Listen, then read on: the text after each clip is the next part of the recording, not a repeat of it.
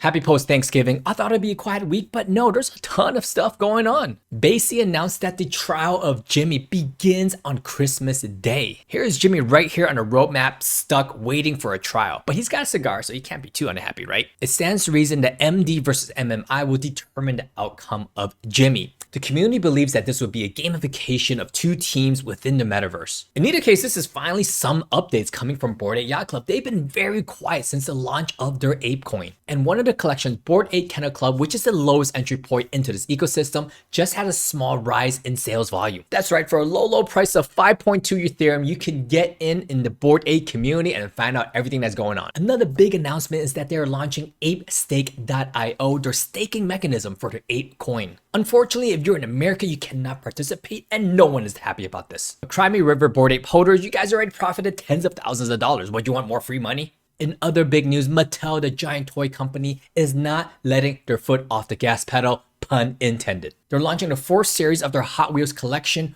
over in the Flow ecosystem. This is big news because they previously used wax. The first launches on the wax ecosystem was received well, but there have been complaints about the UI and the interfaces. Looks like they're getting a divorce. But did you know a rare Hot Wheel can fetch you upwards of $72,000?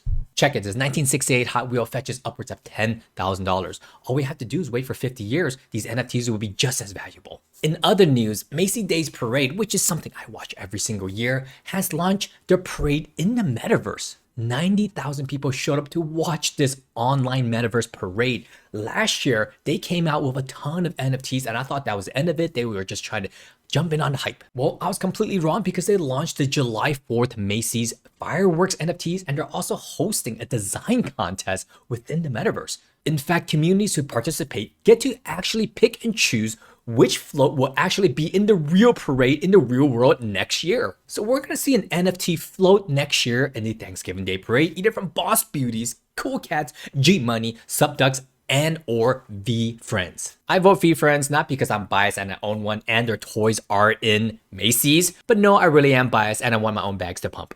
More intriguing in this article is that the metaverse is slated to generate $2.6 trillion in e-commerce by the year 2030. Retailers gotta be progressive, and Macy's making the right directions, trying to capture that e-commerce. It can't be like the old dying competitors, which I'm not gonna name, JCPenney, but you know what I'm talking about. Let's get ahead of the curve, people. We're all gonna be in the metaverse. We're in the metaverse right now. In the future, you're not even gonna see my face. I'm gonna make it all nice and pretty like an avatar, that's like the one you see right there. Schools are already getting in this game and they're getting them young. They're teaming up with Roblox. Roblox core demographics are like really young kids, and they're already starting to teach college students how to design virtual, digital, collectibles, digital fashion and goods for the game. Parsons is a school specifically for fashion and design, and they're already designing for the future in the digital landscape. I'm all for this because the wifey has no closet space, but digital closet, she can buy. Okay, let me scratch that. She can't buy, but she can put as much digital clothing there as she wants. Keeping on a topic of digital clothing and digital artwork, Ledger, the marketplace, has just did their inaugural launch, and they dropped over $100,000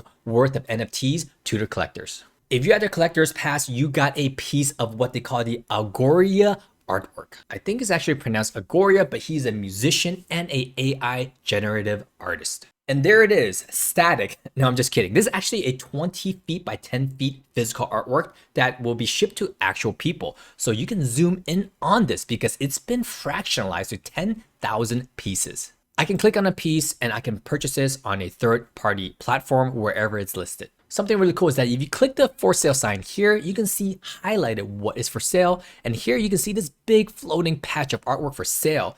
What Ledger wanted to do was have the community talk to each other to purchase plots. Ledger's experiment actually worked. They wanted the community to talk to each other so they could purchase lots of artwork that are close to each other. Because if you purchase artwork that's close to each other, what they will do is give you the physical print of that. If you had a single piece right here, you did not qualify for the physical art piece. If you had multiple blocks, maybe 3 or 4, or the bigger lots like this, you would get the physical art piece printed and shipped to you. Looks like there's some smaller patches here that are looking for the physical prints. So there's value in the actual physical print artwork and also in the NFT. Really cool of Ledger to drop a free art piece to their collectors, people who own their Genesis Pass. This reminds me of the Adidas and Prada collaboration, which I got a free NFT of. Not only did I get a free NFT of, I was actually part of this artwork masterpiece. Can you see me in there? Let me show you right here. I can click it every time. Bam! That's me with my blue background and lime green sunglasses. Now, I sold my artwork because you're allowed to sell it, and I wanted this to belong in the hand of collectors. So unfortunately, you see right here, I sold this about 6 months ago. Hindsight, I should have kept it. But I'm enshrined, as a digital artwork forever. So it really lives on the blockchain. I'm not going anywhere. I just don't own it. I would love to purchase this back though. So whoever the owner is, please, I'm gonna make an offer. I want this back. But if not, you literally get a piece of me forever in the form of a picture, and it can be priceless in the future. Back to the main point, which is that Ledger has finally launched their first ever collaborative artist collection on their marketplace. Overall, we're seeing a lot of platforms launching collaboration with NFT artists, and they're doing really well with it. Subaru sold out of their Genesis Pass, sold out $4 million for 250 passes. And that's because they get signature drops from world-renowned artists. Instagram launched their digital collectible marketplace with a very famous artist. Just as a beta test, they sold out $250,000 worth, and now on the secondary market, it's worth double the price. So keep your eyes open for any platform that's collaborating with world-renowned artists in real life or world-renowned NFT artists. Those are opportunities to get in on the ground floor and possibly make some money even during these times. There's a lot going on, but you want to navigate this space. I talk all things NFTs while I'm buying and selling. Check out my link down below to chat with me. If I don't catch you, it's alright. We still have market updates 3 times a week, so subscribe, comment, like this video. But it's much better if you click the link. I'll see you guys on the next one. Peace.